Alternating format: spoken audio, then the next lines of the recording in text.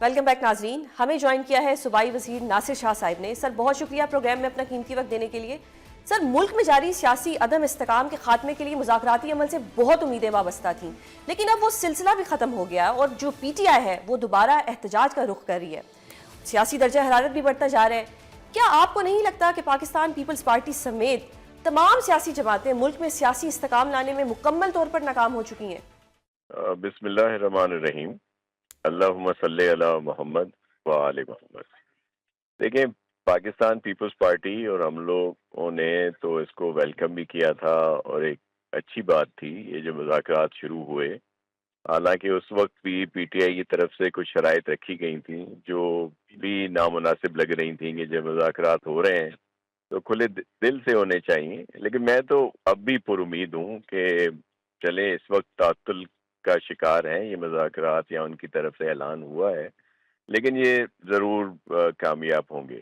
اس کے ساتھ ساتھ جو پی ٹی آئی کی طرف سے اعلانات ہیں ان پر ان کو نظر ثانی کرنی پڑے گی. جس طرح پہلے بھی وہ شرط لگا دیتے تھے یا ٹائم فریم انہوں نے مقرر کر دیا تھا کہ جی اس وقت تک نہیں بنیں گے، جوڈیشل کمیشن کے اعلانات نہیں ہوتے تو یہ ہوگا وہ ہوگا. حالانکہ اس سے ریلیٹڈ نہیں ہونے چاہیے تھے. بات چیت ہوتی رہتی اور ایک اچھی بات تھی جس کو سب نے ویلکم کیا.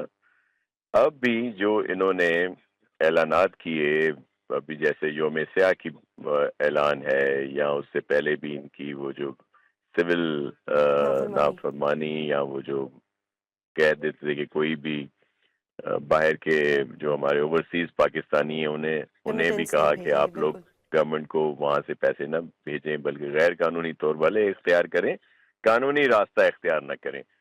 اب انہوں نے پھر یوم سیاہ کا اعلان کر دیا ہے جو بالکل بھی مناسب نہیں. لیکن ایک موقع ضرور ہے پی ٹی آئی کے لیے کہ وہ ثابت کرے کہ چلیں، کیونکہ احتجاج یا اس طرح کی کال دینا ایک جمہوری حق ہے اور وہ کر سکتے ہیں لیکن پرامن ہو. تو سر اب پیکا کے معاملے پر زرداری صاحب نے دستخط کر دیے اور بڑی جلدی میں کیے، کسی سے ڈسکشن بھی نہیں کی، یقین دہانی بھی کرائی. مولانا صاحب فرماتے ہیں کہ یقین دہانی کرائی کہ اس پہ بات چیت کریں گے، لیکن سگنیچر کر دیے. تو ہم صحافیوں کو تو زرداری صاحب سے گلہ رہے گا.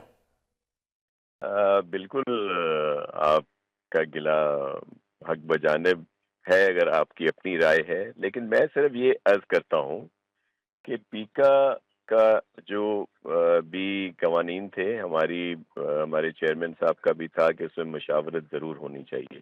لیکن جو بریف کیا گیا ہے اور اس میں تو یہ ہے کہ جی کوئی اگر جھوٹی خبر چلاتا ہے یا کسی کے لیے کوئی اس طرح کی افواہ پھیلاتا ہے یا اس کے لیے کوئی ایسا مواد ہے تو پھر یہ پیکا کا جو بھی قوانین ہیں یا جو ایکٹ ہے وہ اس پر لاگو ہوگا. سندھ حکومت ہو اور وفاق، ان کے درمیان میں بھی ایشوز ہیں، وہ سامنے آتے ہیں. پھر الیکٹرک وہیکلز کا کریڈٹ بھی یہ لوگ لے جاتے ہیں. نہروں کا ایشو ہو وہ بھی سامنے آتا ہے. تو آپ کو کیا لگتا ہے کہ کبھی سڑکیں یہ نہیں بنواتے اور یہ سب اتنا کچھ ہو رہا ہے آپ کے درمیان اور وفاق کے درمیان، یہ کس طرف جائے گا؟ یہ آگے کیا ہونے والا ہے؟ دیکھیں، ہمارے سیریس ایشوز ہیں، سیریس ریزرویشنز ہیں وفاقی حکومت کے ساتھ.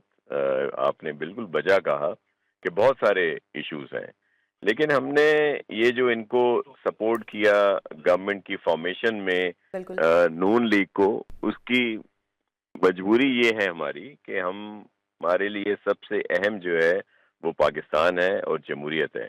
اور یہی پیپلز پارٹی کی مجبوری کہہ لیں، پیپلز پارٹی کا گناہ کہہ لیں کہ وہ یہی ہے کہ ہم اس کو اہمیت دیتے ہیں کہ پاکستان جو ہے وہ سب سے زیادہ اہم ہے اور جمہوریت جو ہے وہ جاری اور ساری رہنی چاہیے اس وجہ سے. اور اب اگر ہم اس وقت کوئی ایسا قدم اٹھاتے ہیں کہ جس سے گورنمنٹ جو ہے وہ ڈی ریل ہو اور ملک میں انتشار کی کیفیت ہو تو اس چیز کو ہم کبھی بھی سپورٹ جو ہے وہ نہیں کرتے. بالکل تو اسی وجہ سے ہم بحالت مجبوری گورنمنٹ کو سپورٹ کر رہے ہیں، حالت کیونکہ مجبوری. جو انڈیکیٹرز ہیں بالکل اس وقت جو ہم بہتری کی طرف جا رہے ہیں، جو ایک ڈیفالٹ کی طرف جا رہے تھے اب ایک اچھی سمت کی طرف جا رہے ہیں. یہاں پہ انویسٹمنٹ آ رہی ہے اور بہت انشاءاللہ بہتر حالات ہو رہے ہیں. اگر اب ہم کوئی ایسا ایکسٹریم اسٹیپ قدم اٹھاتے اٹھائیں، ہیں بالکل گورنمنٹ سے علیحدہ ہونے پہ، تو ظاہر ہے گورنمنٹ نہیں چلے گی، اور اس کا نقصان کس کو ہوگا؟ پاکستان پاکستان کو ہوگا، پاکستانیوں کو ہوگا.